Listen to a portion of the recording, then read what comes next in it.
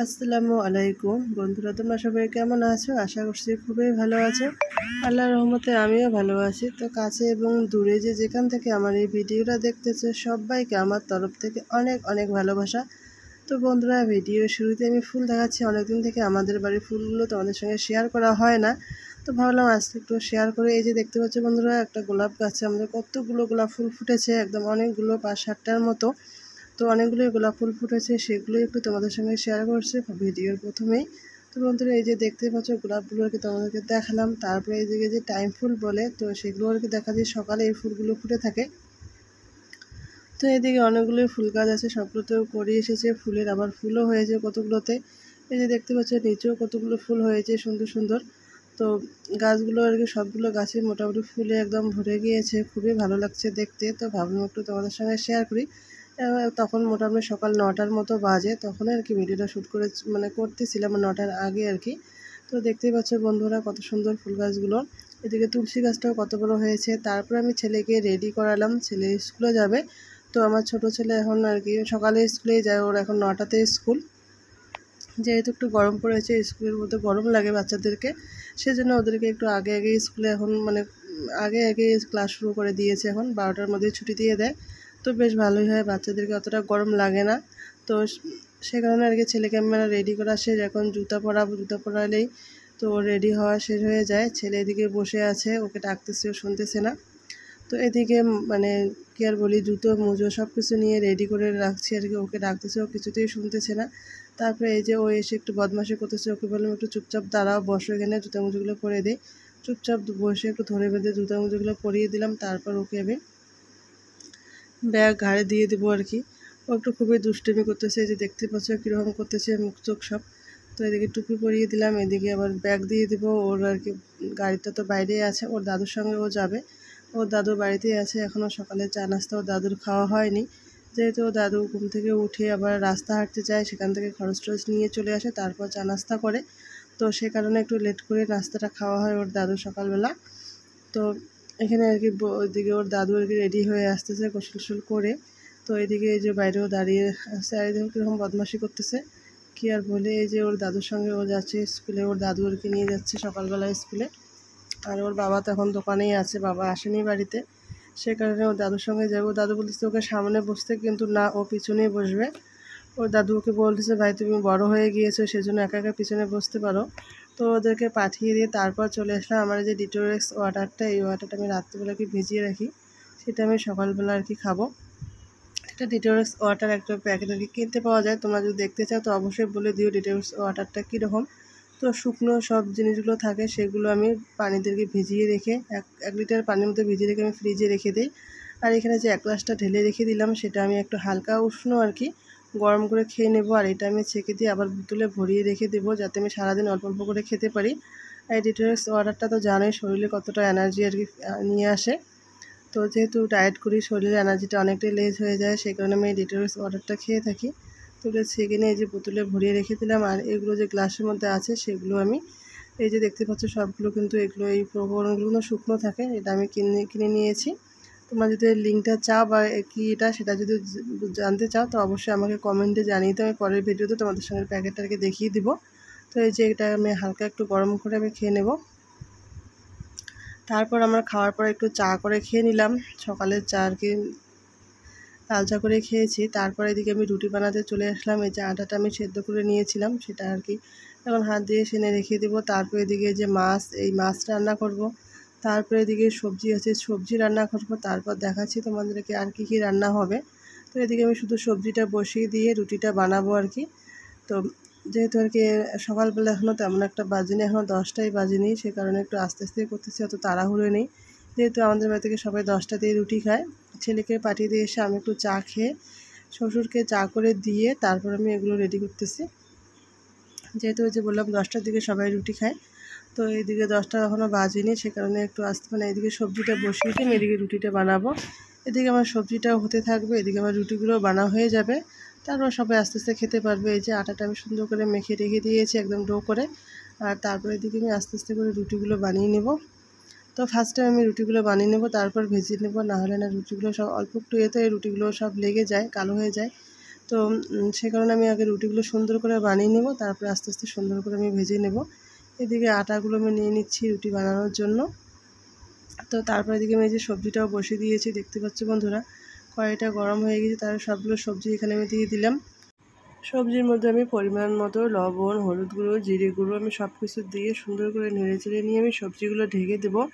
এখানে আছে মানে 2-3 রকমের সবজি এখানে আছে, মিক্সড করে এটা রুটি দিয়ে খাওয়ার জন্য হালকা করে রান্না করা হচ্ছে। তো তারপর আমি ঢেকে দেবো। আর এদিকে আমি প্রেসারের মধ্যে ডাল বসিয়ে দিয়েছি সিদ্ধ করার জন্য। তো ডালটা আমার হয়ে গিয়েছে, নামিয়ে নিয়ে এখানে চা বসিয়ে দেবো। শাশুড়ি মা এখন চা খাবে, সে কারণে আর কি চাটা বসাবো। তো বন্ধুরা, সকালবেলা তো সব কিছু একসঙ্গে করতে হয়। এদিকে চা খাওয়ার সবাই এক এক করেই চা খায়, একসঙ্গে সবাই তো খায় বা খাবে না বা খায় না। তো সেই কারণে চা ওইদিকে করতে লাগে, এদিকে রান্নাবান্নাও করতে লাগে। তারপরে এদিকে আমি এই যে রুটি বানাচ্ছি, দেখতেই পাচ্ছ বন্ধুরা। এখানে রুটি বানানো মানে রুটি আমি অলরেডি বানানো শুরু করে দিয়েছি, দেখতেই পাচ্ছ। তারপরে মানে অনেক কটা রুটি বানিয়েছি, এখন আর কি ভাজা শুরু করিনি, একটু পরে ভাজা শুরু করব। তো আগে রুটিগুলো আমি বানিয়ে নিই, ভাবলাম আগে বানানো শেষ করি, তারপর আমি রুটিগুলো ভেজে নেব। সে তা না হলে রুটিগুলো যেহেতু আটাটা সিদ্ধ করে একটু একটু কম বেশি হয়ে গেলে কিন্তু মানে রুটিগুলো পুড়ে যায় বা লাল লাল হয়ে যায়, রুটিগুলো দেখতেও ভালো লাগে না আর খেতেও ভালো লাগে না। তো তোমাদেরকে দেখালাম কয়েকটা রুটি আমি অলরেডি আগে বানিয়ে নিয়েছি, তারপরে যে আবার বানাচ্ছি আর কি। তো বন্ধুরা, রুটিগুলো আমার মানে সিদ্ধ করে আটার রুটি তো অনেকটা একটু নরম হয়ে থাকে, সে কারণে একটু সাবধানে আস্তে আস্তে বানাতে হয়। বেশি স্পিডে বা জোরে বানালে রুটিগুলো কেমন ছিঁড়ে ছিঁড়ে যায় বা লেগে যায় নিচে। তো সে কারণে আমি রুটিগুলো কিন্তু একটু আস্তে আস্তে করে বানাচ্ছি, যাতে করে রুটিগুলো সুন্দর হয়, যাতে করে নিচে লেগে না যায়। তো এই যে দেখতেই পাচ্ছ। তো তারপরে এদিকে আমার যে হেল্পিং হ্যান্ড চাচি আছে, থাকে যে সবসময় আমার এখানে, তো তাকে বললে আমার রুটিগুলো একটু ভেজে দাও। তো এদিকে তাহলে আমি বাকি রান্নাগুলো যে আছে সেগুলো আমি রান্নাগুলো করতে পারি। তো সে কারণে তিনি আর কি ওদিকে রুটিগুলো আমার ভেজে দিচ্ছে, আর এদিকে আমি বাকি রান্নাগুলো শুরু করে দিয়েছি। দিচ্ছি আর কি, যেহেতু সবজি একটা রান্না করলাম, আরও মাছ বাকি আছে, একটা শাক, ঢেঁড়ি শাক আছে। তো ঢেঁড়ি শাক আমি রান্না করব আলু দিয়ে, সেটাও রান্না করবো, সে কারণে আর কি। তো আমি এদিকে রুটিগুলো ভেজে নিচ্ছি, আর এদিকে আমি রান্না করব। আর এদিকে আমি মাছ রান্না করব ফার্স্টে আর কি। সবজিটা হয়ে গিয়েছে, এরপর আর কি মাছ রান্না করবো। তো এই যে মাছটার মধ্যে অনেকক্ষণ আগে কিন্তু আমি সব কিছু মশলা দিয়ে সুন্দর করে মেখে রেখেছি। তো মেখে রেখে তারপরে কড়াইয়ের মধ্যে তেল দিয়ে, তেলটা যখন গরম হয়ে গেল সেখানে আমি কিছু পরিমাণ অল্প করে একটু পেঁয়াজ কুচি দিয়েছি। পেঁয়াজ কুচি দিয়ে সুন্দর করে নেড়ে চেড়ে নিয়ে আমি মাছগুলো দিয়ে দিলাম। তো এভাবে কিন্তু এই মাছগুলো রান্না করলে কিন্তু অনেক টেস্টি লাগে আর খেতেও দারুণ লাগে। তো আমাদের বাড়িতে এরকম করেই সবাই খেয়ে থাকে সবসময়ের জন্য। আর এদিকে আমি প্রেসার কুকারে ডাল রেখে সিদ্ধ করে রেখেছিলাম অনেকক্ষণ আগেই। তো এদিকে আমি ঢেঁকি শাকটা আর কি রান্না করবো। এই যে দেখতে পাচ্ছ বন্ধুরা, মাছটা আমার কত সুন্দর কালার হয়ে যাচ্ছে আস্তে আস্তে। এখনও কিন্তু মাছটা হয়নি, এখানে কোনো বাকি আছে। তো রান্নাটা শুধু বসিয়ে দিলাম, একটু পানি দিয়ে দিলাম অল্প করে মাছের মধ্যে, যাতে সুন্দর করে কষাতে পারি, সিদ্ধ করতে পারি। আর এদিকে আমি যে কড়াইয়ের মধ্যে কাঁচামরিচ, পেঁয়াজ আর রসুন দিয়ে দিলাম। এগুলো আমি হালকা বাদামি করে আর কি ফার্স্ট টাইম আর কি ভেজে নেব, দেখতে পাচ্ছ বন্ধুরা। তো সবগুলো কাজ তো সকালবেলা আর কি করি, সবগুলো তো দেখানো সম্ভব নয়, একটু একটু করে দেখাচ্ছি বা তোমাদের সঙ্গে শেয়ার করতেছি। যেহেতু অনেক কদিন থেকেই কোনো ভিডিও ঠিকমতো আমি শেয়ার করতে পারি না, তো ভাবলাম আজকে ভিডিও তোমাদের সঙ্গে শেয়ার করি এভাবে করে। তো এখানে আমি মানে পেঁয়াজ মরিচগুলো হালকা করে ভেজে নিয়ে এখানে আমি একটু আলু দিয়ে দিলাম। আলুর মধ্যে জিরে গুঁড়ো, হলুদ গুঁড়ো, পরিমাণ মতো লবণ সব কিছু আমি আলুর মধ্যে আগে দিয়ে দিয়েছিলাম। তারপর সুন্দর করে আমি নেড়ে চেড়ে নিচ্ছি। এইভাবে কিন্তু ঢেঁড়ি শাকটা রান্না করলে অনেক টেস্টি হয় খেতে, আর ভালোও লাগে খেতে। তো এটা কোনো কিন্তু রেসিপি নয়, এটা এর আগেও আমি অনেক দিন আর কি এরকম ভিডিও শেয়ার করেছি ঢেঁড়ি শাক রান্না করা। তো আজকে যখন ভিডিওটা শ্যুট করতেছি আর রান্নাটাও করতেছি, সেই কারণে আর কি একটু তোমাদের সঙ্গে শেয়ার করলাম যে কী রান্না হচ্ছে না হচ্ছে। তো এরপর আমি ঢেঁড়ি শাকগুলো এখানে দিয়ে সুন্দর করে আমি নেড়ে চেড়ে নেবো। ঢেঁড়ি শাকগুলো কিন্তু আমি ঢেকে দেবো না, ঢেকে দিলে কিন্তু একদম গাদা গাদা হয়ে যাবে, ঝরঝরও হবে না। আর সে কারণে আমি ঢেকে না দিয়ে আস্তে আস্তে আমি ঢাকনা ছাড়া আর কি ঢেঁড়ি শাকটা আমি ভাজি করে নেব। তো সুন্দর ঝরঝরে ঢেঁড়ি শাক ভাজিটা হয়ে যায়। ঢেঁড়ি শাক ভাজিটা ঝরঝরে না হলে কিন্তু খেতে ভালো লাগে না। আর এদিকে আমার সবগুলো রুটি কিন্তু ভাজা কমপ্লিট হয়ে গিয়েছে। আমার মানে চাচি আর কি রুটিগুলো ভেজে দিচ্ছে আর কি, যেহেতু। আর এদিকে আমার শ্বশুর কি খেতে বসেছে, তাকে আর কি ডিম পোস্ট দিতে হবে, সে কারণে আমি ঢেঁড়ি শাকের কড়াইটা আর কি নামিয়ে রাখলাম। ওদিকে যেহেতু মাছ বসিয়ে দিয়েছি আর এখানে রুটি ভাজা হচ্ছে, তো কী আর করার, এই যে ডিম পোস্টটা আমি ঢেঁড়ি শাকটা নামিয়ে এখানে আর কি ভেজে দিচ্ছি। যেহেতু খেতে বসে গিয়েছে সে কারণে দিতে তো হবে, আর এটা তো আগে ভেজে রাখা যাবে না, ঠান্ডা হয়ে যাবে। তো যখন ও খেতে বসে তখনই মানে ডিম পোস্টটা করে দিতে হয়, তাহলে খেতে ভালো হয়। আমার ডিম পোস্টটা অলরেডি হয়ে গিয়েছে, নামিয়ে দিয়েছি। তারপর কিন্তু এদিকে আমি ঢেঁকি শাকটা বসিয়ে দিয়েছি, যেহেতু একটু নামিয়ে রেখেছিলাম সেই কারণে ঢেঁকি শাকের কালারটা কেমন জানি কেমন হয়ে গিয়েছে। তো যাই হোক বুঝতে পারছি না কেমন যেন হয়ে গিয়েছে। তো বন্ধুরা এই যে ঢেঁকি শাক ভাজিটা কিন্তু আমার কমপ্লিট হয়ে গিয়েছে। দেখতে পাচ্ছ বন্ধুরা ঢেঁকি শাকটা আমার কত সুন্দর ঝরঝর হয়েছে, একটুও কিন্তু গাদা গাদা হয়নি। তোমরা যদি এইভাবে ঢেঁকি শাক ভাজি করো তাহলে একটুও গাদা গাদা হবে না, একদম এরকম সুন্দর ঝরঝরে হবে ঢেঁকি শাক ভাজিটা। তো রান্নাবান্না আমার আজকে আর কি এই যে ছিল আর কি, ঢেঁকি শাক ভাজি, মাছ, তারপরে আর ডাল আর একটা সবজিটা তো রুটি দিয়ে খাওয়া হয়ে যাবে, অলরেডি কমপ্লিট। তো আজকে দুপুরে কিন্তু বেশি রান্নাবান্না নেই, হালকা পাতলার মধ্যে দুপুরে রান্নাটা করেছি। আর এদিকে আমার এই যে মাছটাও কিন্তু হয়ে গিয়েছে।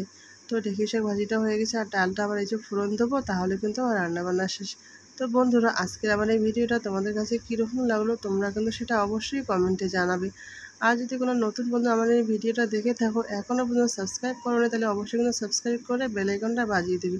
আর আজকের জন্য আমি ভিডিওটা এখানে শেষ করছি। সবাই ভালো থেকো, সুস্থ থেকো, আল্লাহ হাফেজ।